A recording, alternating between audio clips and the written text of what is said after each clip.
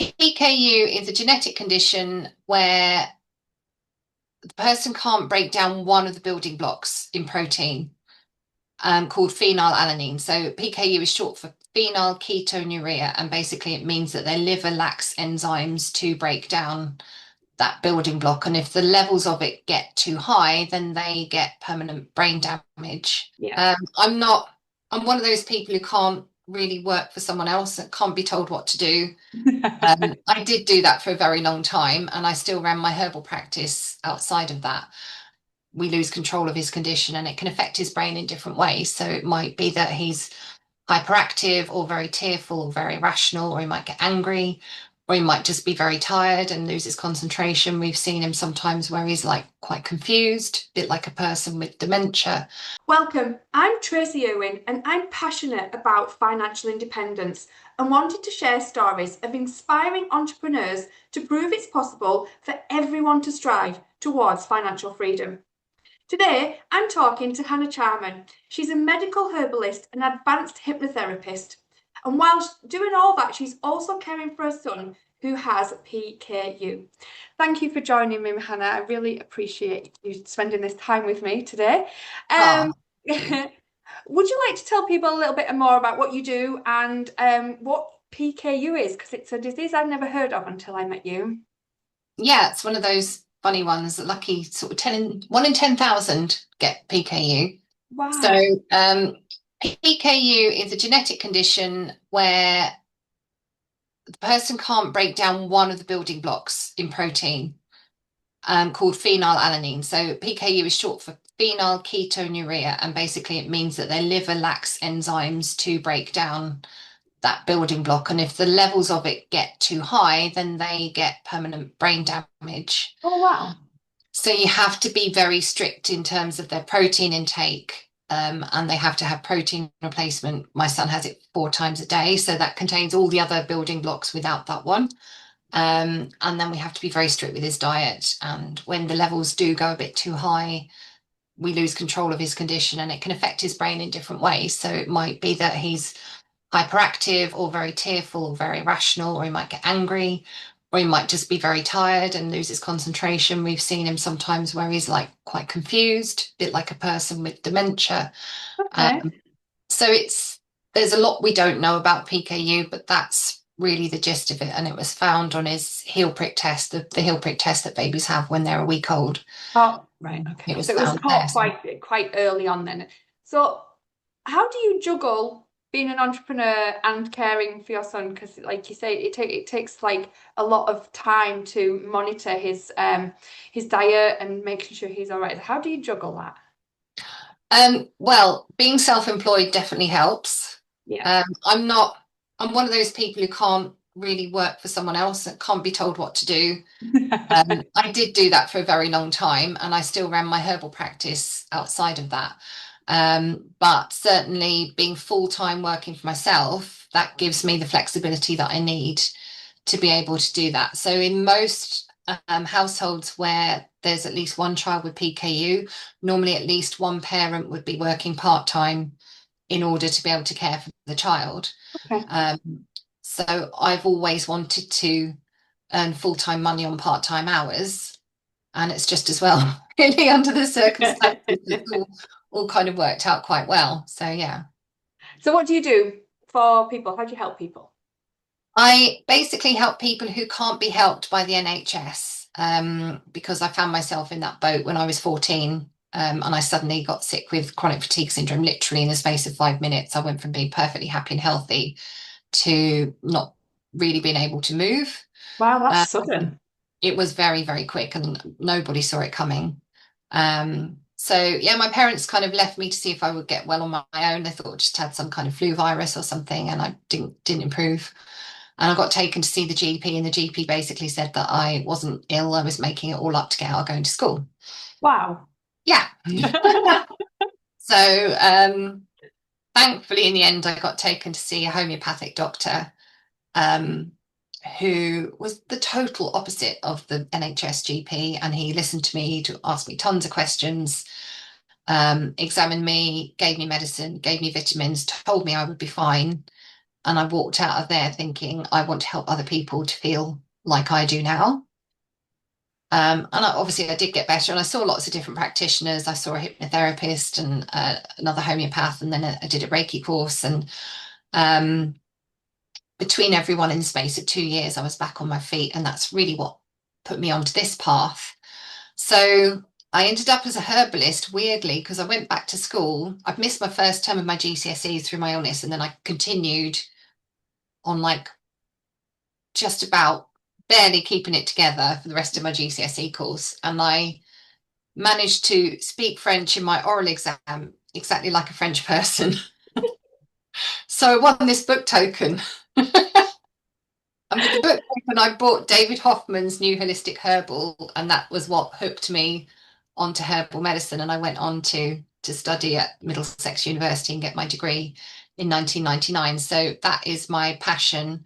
Um, and it's kind of grown with me over the years. Um, I love it even more now than I did 26 years ago when I first qualified, and it's just the most magical, wonderful form of medicine ever. And I've since qualified as a hypnotherapist as well and done exactly the same training that my parents did in the early 90s after I had my therapy. So yeah, it's kind of come full circle in 30 years. It has. Your origin story is amazing. I love that. I didn't realize that you've been through something yourself to come where you are. So you mentioned before about having full-time income on part-time salaries. Like when we did our one-to-one after we'd met, like you set me on a ball rolling of this book that you that you recommended called Happy Money, and I think it's amazing. So I'm just wondering, Yeah. how do you link that? I mean, like the financial independence that you have now and working part-time on a full-time salary, how do you link that with your mindset? I've always tried to be very authentic. It's kind of a bit of an overused word these It is an days, overused word in it, but sometimes it's a but necessity. I've always kind of been very ethical in terms of how I'm doing my charging and working with my patients. So I have always gone to bed with a clear conscience, sometimes not with the bank account quite as full as I wanted it to be, but nonetheless, I'm like, I have done a good, honest day's work. I have done right by that person. And so taking money in return for what I'm offering feels fine. I think we get very kind of caught up in like, oh, I can't possibly charge for that because I love it so much. It's like, but you're doing it from the right space. You have dedicated tons of time and money into training to do what you do, and you are doing it in a very genuine way. What's wrong with taking money? Yes, you should feel guilty if you're blatantly ripping people off and being dishonest, but that's an entirely different thing. It Um, is. I think when people buy your services, they're not buying that hour that they're sat in your chair. They're mm, buying all the time that you've put in, like you said, about getting your passion, about getting your degree, about all the extra. I mhm. mean, I bet you've done a lot of courses, like just to try and Yeah, like tons. I'm keep still on doing them. still doing them. Yeah, me too. Yeah, So but I mean, that's the difference. If you've got all that training and then 26 years experience behind you, you can do in 10 minutes what a newly qualified person would take an hour to do yes. because you know what questions to ask, you know what herbs to use, you just know your stuff. Yeah, and just Um, because you can do that in 10 minutes doesn't mean you charge less. That's kind of exactly. some people Yeah. think they struggle. Like I was talking to a client the other week who she'd been asked to do something via the internet rather in person, and she was asking about prices, and I was like, but you can price the same. Your time costs the same whether you're online or in person. Yeah, Exactly. Her content is still as good if she's online or if she's in person. absolutely. And it was her own block that was saying that it's not worth as much, but it is because she's worth Yes. as much. Yeah. We do So have she some went, she went away funny, happy. yeah, we have some really funny attitudes towards money, don't we? We It's quite do. interesting. We do. So what was your biggest take from Happy Money? Just the whole that money is energy, and that's where the word currency comes from, like electric current, it's flowing all the time. And I used to have this thing where it's quite funny. I still find myself doing it sometimes. So say someone gives me a £10 note for a particular thing, Yep. I keep that particular £10 note for that particular thing. I can't use that £10 note for something different. That's weird. Yeah, And it, and that's just like one of the mad things you notice about the way you look at money. it is, we all treat money very differently, don't we? And it's like, I've been back to England and I've been to Stockholm this year, and I don't know what the Stockholm notes look like. I never saw any money, and it was quite a shock. And I was like, how have we got to this point where I actually don't touch any money at all? Getting well, it makes you wonder if it's even real in the first place. Well, Because is every it? time you use your card, someone's being charged for that. Like the banks are creaming a little bit off that. Yes. So I, is that money even real? I know. It's like, where is it? But if you've got a note in your hand, that's real. Yes. Or And is I it? think I don't know. that's what I'm very confused these days. it is. And then that's what Ken Honda talks about, isn't it? He says, like thinking about your bank account, if you're in debt or if it's in there, it's just numbers on a piece of paper. It's actually not real. And I Yeah. loved it because when I was listening to the book and I was like putting my energy out there as he was saying. I was walking up the street with the dogs and I found €2 coin on the floor. And I was Wow. like, this is meant to be. I've never found any money before in my, oh no, it's a lie. I have found money in my life, but I've never found it whilst I'm walking the dog before. It's usually in my coat pocket. That's I what it did an looks like. experiment once. I think, is it called E squared? There's like a law of attraction exercise book. Pam Grout wrote it. I think it's called E squared. Basically, it's got these exercises in it where you prove to yourself that the law of attraction works. And one of the first exercises was manifest something today, like have clear in your mind in the morning what it is you want to manifest, and then see if you've got it by the end of today. So I thought, right, I'm going to see if I can get someone to give me £5 for no reason. So that evening, I went to a meeting. It was like multi-level marketing thing. So we sold supplements, and there was this girl in my team who was doing a meeting where she was talking about nutrition and supplements with a view to selling, and I went to support her. So the meeting went really well. She sold quite a few things, and I went up to congratulate her, and she said, "Oh, take this for your petrol." It was a £5 note. And I was like, I don't need that for my petrol. She's like, no, I insist. You've been so good. Please have this for your petrol. And she gave me this £5 note. I'm speechless. Mad, isn't it? It It works. is. Money I, is energy, definitely. I think we're going to have to find that book and put it in the descriptions of this podcast. Yeah. I think that might be.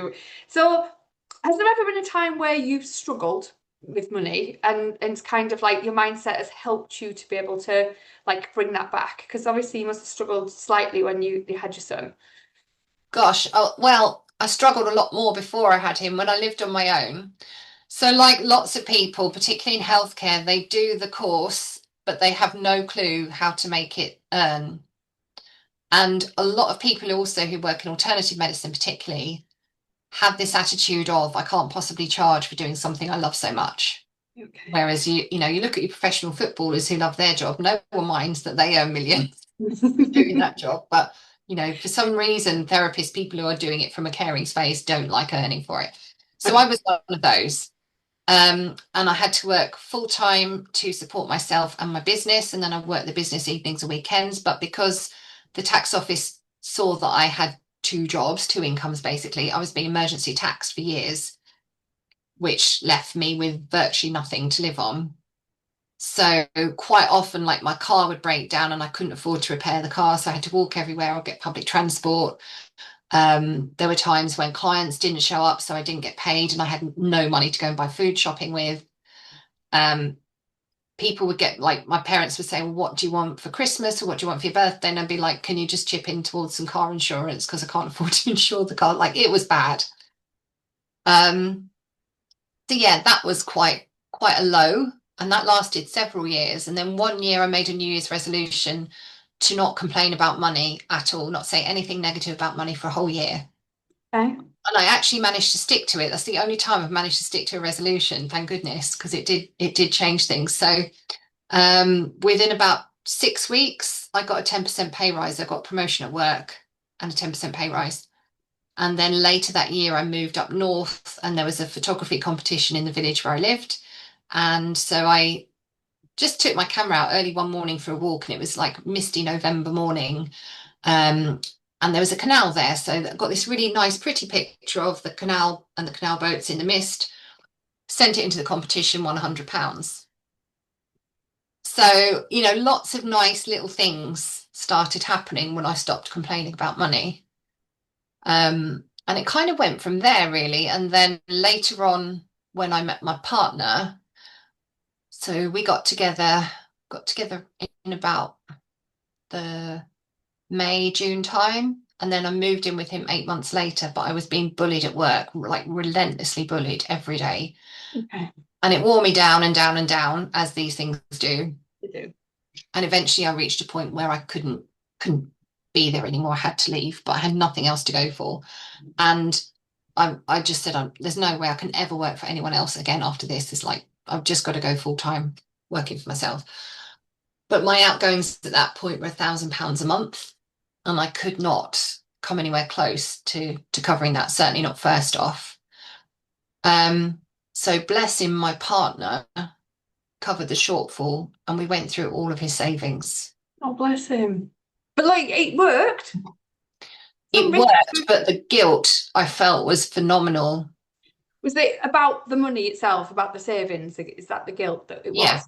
because he'd spent years saving that up, and I just plowed through it. Bless his heart. And that, because guilt is no good for you at all. It's no good It for yourself. really isn't, is It's just like it? the worst thing ever. And I could feel myself getting dragged down and down and down, and it was pulling me really low. And I was like, this is no good. You have to drop this guilt. You have to just, get rid of it. So I decided not to feel guilty, and then things started to turn around again. So yeah, it's the link between mindset and money, I think, is really fascinating. I agree. I think it's kind of like it's really hard, isn't it, when you're selling out of desperation. Like I think prospects feel that slightly, and it's kind of like it's hard because you are desperate, but you need your mindset to know you're not desperate because it's going to come. Yeah, It's I've kind of I've been like there. We've all been there, haven't we? we But yeah, have. you're right. I think your tone of voice changes, your body language changes, and Yeah, people do pick up on that. it definitely does. And I think journaling about it, talking about it, feeling like reading about it, like the psychology of money and the happy money things, like totally change the way that you present yourself. Like, Yeah. I watched a podcast with like a Diary of a CEO on, and it had Daniel Priestley. It had a lady, and I'm sure she was called Chloe, and I didn't know who she was, but I've researched her since. And it had Alex Amosi, and she was saying how women sell more when they wear makeup, and men sell more when they wear suits. And Alex Amosi went like this at himself. She went, yeah, but there's a point where like less is more because you don't need to prove yourself anymore. And I was Yeah. like, that's really strange that like we would sell more wearing makeup, but is it the makeup or is it how we feel about ourselves when we actually wear it? I've That's what I want. experimented with that as well, and it works. Get up, do your hair nicely, put your makeup on, put your best clothes on, go to work. And Yes. again, I think probably your posture changes, your facial expressions change, and you do talk like you're more confident. Yeah, I It do makes a agree. difference. It is, it's a whole mindset thing, isn't it? It's not, But there's also differences between men and women. So I read somewhere that self-employed men earn on average 42% more than self-employed women. I need to look that up. That That's just, is, if that's true, it's a hell of a pay gap for doing exactly the same job. And, from what I've seen, looking at what men charge versus what women charge for the same job, I think there's probably a bit of truth in that. But that comes down to confidence, doesn't it? I think it does. I did Mm. a bit of research. I remember many moons ago, I got asked to do a talk on networking. And I did the difference between the way men and women network because I feel that, and it's true to myself, by the way, so I'm not putting everyone in the same boat, But if I don't like somebody, if I can't click with that person, they could have the best solution to my problem. I can't work with them. Yeah, that's true. Men can do that. Men Yeah, don't see it as a personal not a heart relationship the connection. same. There's No. no heart, no. And they can't, not saying they would, I mean, they would prefer to work with somebody that they liked, but if Yeah, somebody has the solution to their problem at a better rate or knowing that it's better, they'll choose that person that they dislike over the person that they do. And I'm like, no, I can't do it. I just can't do it. no, As a woman, I no. just can't. And it's so maybe that's what it is. Yeah, it's interesting, isn't it? And Yeah, I mean, there has certainly have been times where I've like had a one-to-one with someone who's got something that I need, and I've been kicking myself because I'm like, I've signed up to what they're doing, and there's been a little niggling voice at the back of my mind going, "Not sure this is a good idea. I yeah, think I regret this." And I go, "No, no, it's fine. Like she says she can do it. Let's do it." And it's just been an epic fail. yeah. I And I think don't do that anymore. If my gut feeling is that that's not going to work, it's not going to work, and we no, can not go that's there. I think that's an age thing as well, that Yeah, Hannah. yeah. I think it becomes easier with age to do that, doesn't it? Because I think Mm, we've on people please for a lot of the time of our life. So, yeah, but yeah, oh, we want to help people. Like I've bought things from people that I don't necessarily need sometimes because I like them and I want to help them out. Like, and I'm like, I should not do that. I've got to look after my own money, and it's kind of, but you do. And sometimes it's worth it, by the way. Like little things like going to charity, stuff like that. Like I'm there that's more than fine. that's fine. But if Slightly it's because weird I'm Christmas trying to, cards and stuff like that. But yeah. But if it's people pleasing, it needs to stop. what's the weirdest thing you've bought then from someone that you didn't want or need? Um, a hair product I didn't Nice. need. And what did you do with it? I tried to use it, tried, but it didn't work, and I just didn't have the like. I couldn't say anything. Oh dear. Like yes, But it's not just me. no, but it's nice to help little small businesses, and I'm a big believer Yeah. in it. As like I do use Amazon, and I do, and especially I'm more in Spain than I do in the UK Mm, because we don't have so many like small businesses here. But if I can find something in a small business, I would much prefer to buy it from that small business than I would absolutely. order it from Amazon. But sometimes it's a must. I can't always. I can't. I'd like to say I don't use it, but I maybe need to do a goal of how many times that I spend on Amazon rather than Yeah. spending. That would be a really good goal for 2026, Yeah. I think. So, but yeah, it's easier. It is easier in the UK because of Etsy and things like that. But I'm sure Etsy does happen in Spain, but it's not selling the same kind of stuff. Mm. But yeah, that's interesting. So, thinking about like financial independence then, like what advice would you give to somebody who is struggling to balance a business with caring for maybe somebody like a parent or a grandparent or a child or like a partner? Like what would you say about kind of what mindset do you need to be in to be able to do that? It's an interesting one because it's not all about mindset, it's about practical skills as well. And you have to have a balance of the two. So there is a bit of a caveat to this because I think at the moment things are particularly tricky out there in the outside world. Okay. And even those of us who are really looking after our mindset and trying to stay as high vibe as we can, sometimes that's not quite enough to get the results that we would have been getting 2 years ago Okay. because times are strange, people are strange, and we're just going to have to kind of ride this storm out to a degree and then it will get better. Nothing stays the same, does it? It's like you never have this kind of ideally your growth would be like this. It's It not does how it is. not. That's not how the world works. Nothing works like that. It's this. Yes, it is. And at the moment, it's extra turbulent out there in the outside world. So you still need to mind your mindset, but you also need the practical skills. So I've always been quite strong on mindset, but my practical skills were hopeless. And Okay. if that's you, I would say go and find a good business coach, because they will teach you how to market yourself, how to sell, which is people hate selling, don't they? Yeah, they do. And I hated selling, but actually, when it was explained to me what I needed to do, it became very easy. Yeah, when you change your thought process from being about selling to offering a solution, Yeah. then actually it becomes a lot easier.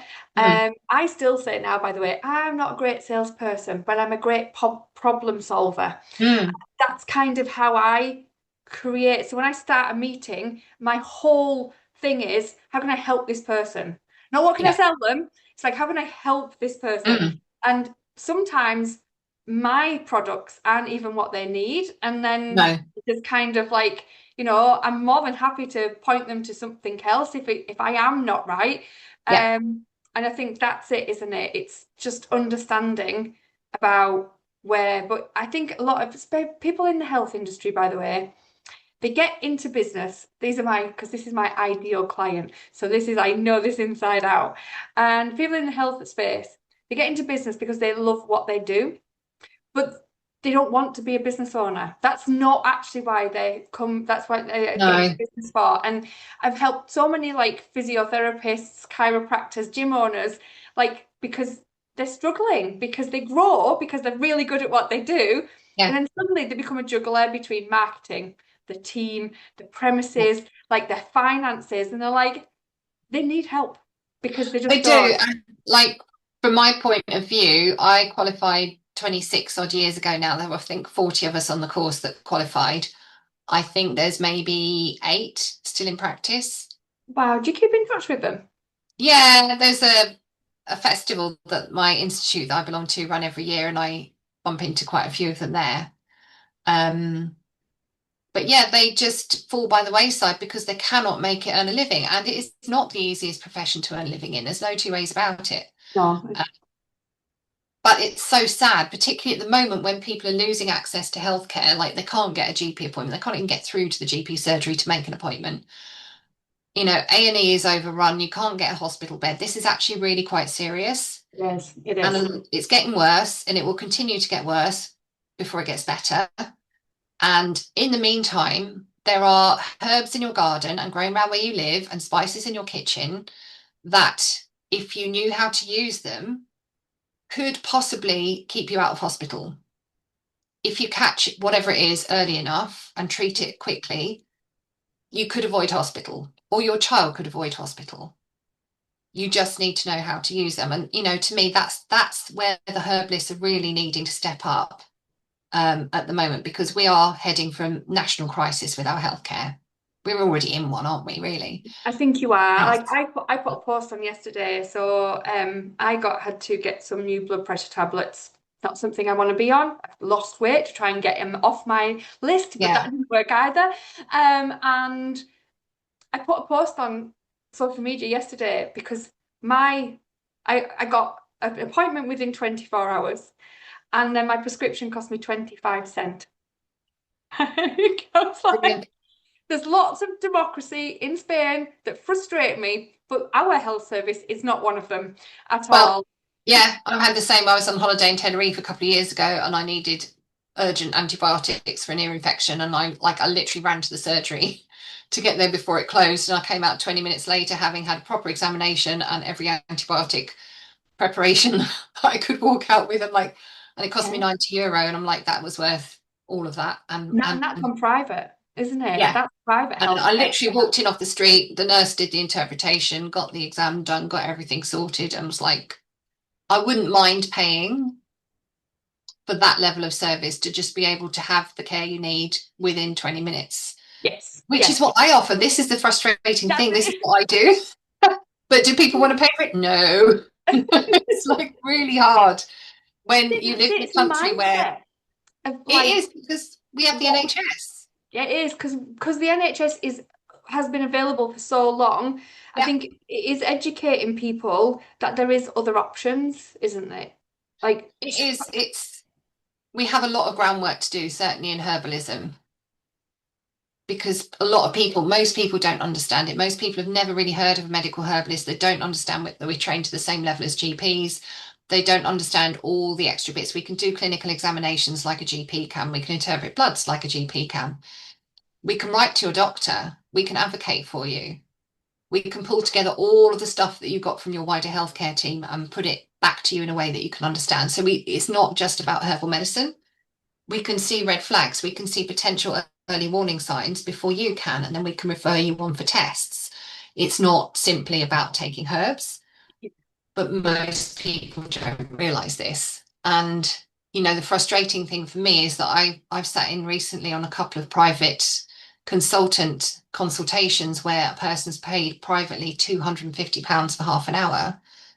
And in return for that, they've had 25 minutes of small talk and 5 minutes of reasonable medical questions and gone out with virtually nothing. Whereas half an hour with me is like full on non-stop questions. And you are out the door. Yeah, you're out the door in half an hour with your bottle of medicine. And there's a bit of small talk if you want it, but it's all about getting the job done. And I charge a fraction of that. Yeah, it's strange because again, I think it's what people perceive, and I think that's and I don't think it's just in your industry. I think it's everywhere. There's a lot of noise out there at the minute, and it's really hard to cut through that noise, isn't it? Yeah. To things. So, but yeah, it is. I think that's a really good explanation. So thank you, because I really appreciate. I understand more about what you do now as well. So, if you could go back to 26 years and give yourself a bit of advice on finances and money, what would it be? Yeah, business coach. You think that because you've done your degree in herbal medicine, that's all you need. You don't. You need to go and get another degree in business.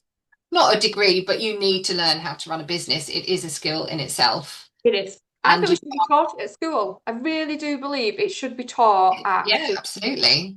school.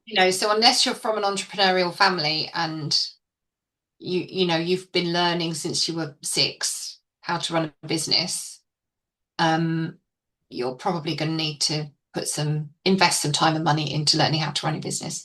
Yeah. So I wrote a book a couple of years ago based on all the things I've done wrong over the years and all the lessons I've learned through bitter experience and from my health coach. And so I put everything into a book, and that's for healthcare practitioners. What's your book called, Hannah? Rather aptly, it's called Minted. Oh, that's amazing. I love that title. I kind of wrote it for herbalists just because I was so frustrated that so many talented herbalists were not able to run a business, and then they're going off to work in Sainsbury's or somewhere. Yeah. But they're needed out there in the world, and they're not doing it. But for anyone working in healthcare or coaching or anything like that, and it talks about the mindset, but also the practical skills, like how to sell, like how to market, like how to network, and all the nuts and bolts of how to run a business. So yeah,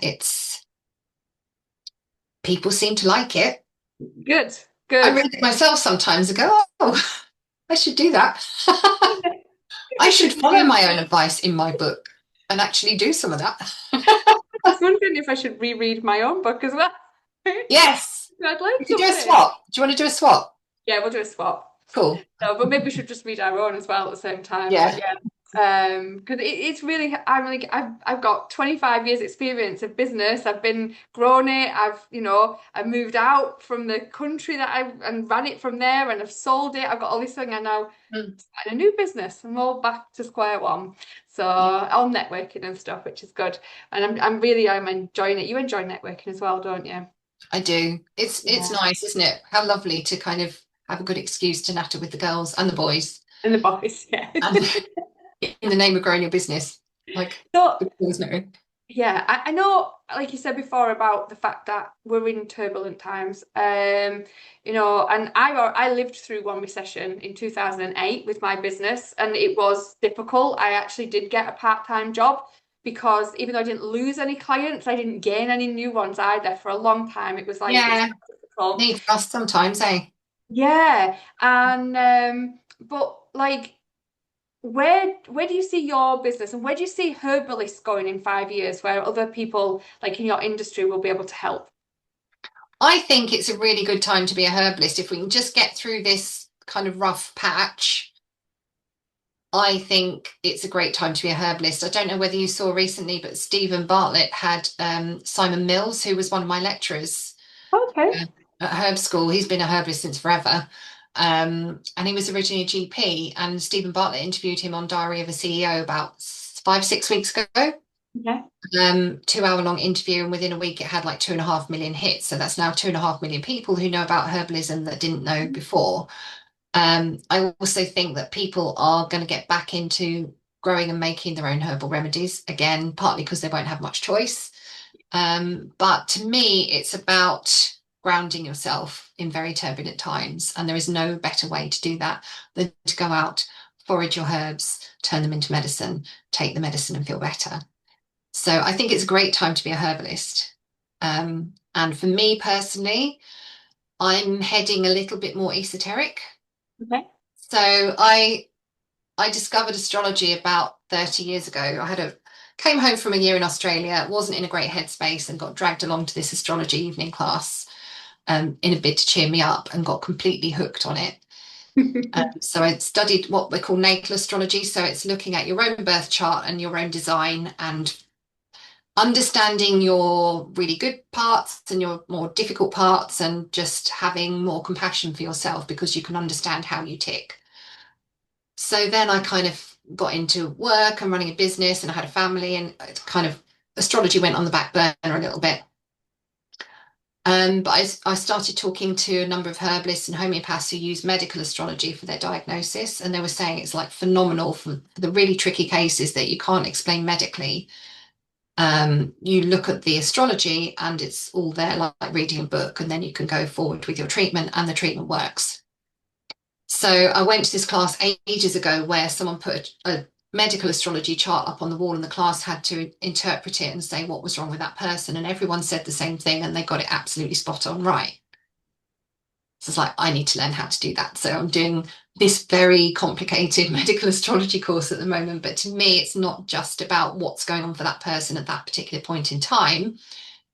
Again, it's about helping them to understand themselves, to love themselves, and to treat themselves with more respect and more self-compassion, because that to me is the ultimate medicine.